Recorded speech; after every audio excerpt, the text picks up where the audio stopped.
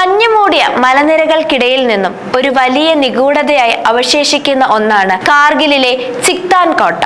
8-ാം നൂറ്റാണ്ടിൽ ബാൾട്ടിസ്ഥാൻ രാജകുമാരനായ തഹ്താ ഖാൻ ആണ് ഈ കോട്ടയുടെ നിർമ്മാണത്തിന് തുടക്കമിട്ടതെന്ന് പറയപ്പെടുന്നു.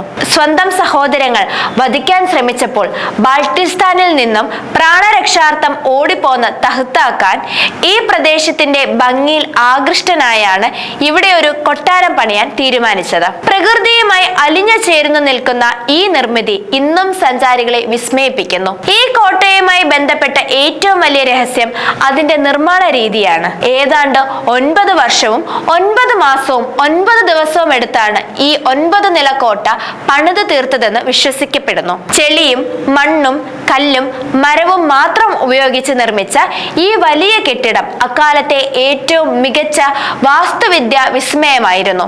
ആധുനിക സാങ്കേതിക വിദ്യകൾ ഇല്ലാതിരുന്ന അക്കാലത്ത് ഇത്രയും ഉയരത്തിൽ ഇങ്ങനെ ഒരു മഹാ അത്ഭുതം എങ്ങനെ പണിതു എന്നത് ഇന്നും പലർക്കും ഒരു പ്രഹേളികയാണ്. 16-ാം നൂറ്റാണ്ടിൽ ബാൾട്ടി ശില്പികൾ ഈ കോട്ടയെ ലോക പ്രശസ്തമായ ഒന്നാക്കി മാറ്റി. ഷിങ്കേൻ ചന്ദ്രൻ എന്ന പ്രശസ്തനായ തച്ചനാണ് ഇതിന്റെ പ്രധാന രൂപകൽപ്പന നിർവഹിച്ചത്. അക്കാലത്ത് ലഡാക്കിലെ കൊട്ടാരത്തെക്കാൾ ഉയരവും പ്രതാപവും ഈ കോട്ടയ്ക്കുണ്ടായിരുന്നു എന്ന് ചരിത്രരേഖകൾ പറയുന്നു. കല്ലുകൾക്കിടയിൽ മണ്ണ് കുഴച്ചുണ്ടാക്കി മിശ്രിതം ഉപയോഗിച്ച് പണിത ഈ കോട്ട അക്കാലത്തെ ഏറ്റവും വലിയ സൈനിക താവളം കൂടിയായിരുന്നു.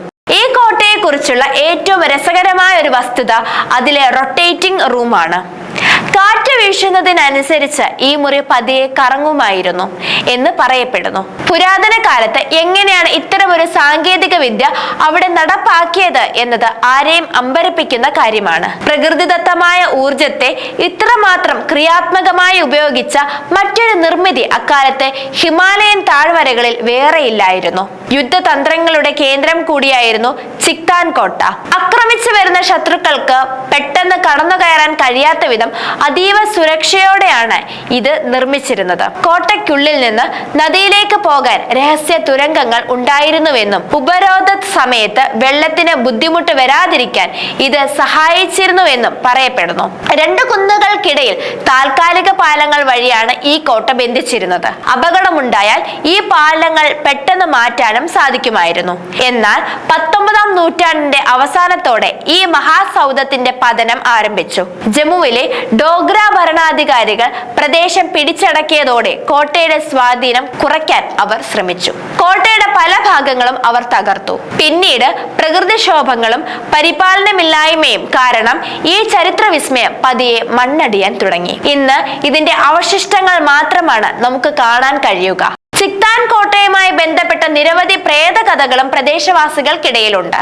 ഈ കോട്ട ഇപ്പോൾ ദുരാത്മാക്കളുടെ കേന്ദ്രമാണെന്നും രാത്രികാലങ്ങളിൽ ഇവിടെ അസാധാരണമായ ശബ്ദങ്ങൾ കേൾക്കാറുണ്ടെന്നും നാട്ടുകാർ വിശ്വസിക്കുന്നു. അതുകൊണ്ട് തന്നെ സന്ധ്യ കഴിഞ്ഞാൽ ആരും ഈ കോട്ടയുടെ അടുത്തേക്ക് പോകാറില്ല. മനുഷ്യർ മാത്രമല്ല, മൃഗങ്ങൾ പോലും രാത്രിയിൽ ഈ പ്രദേശത്ത് പ്രവേശിക്കാൻ ഭയപ്പെടുന്നു എന്നാണ് പറയപ്പെടുന്നത്. കോട്ടയുടെ നശീകരണത്തിന് പിന്നിൽ രസകരമായ ഒരു കഥയുണ്ട്.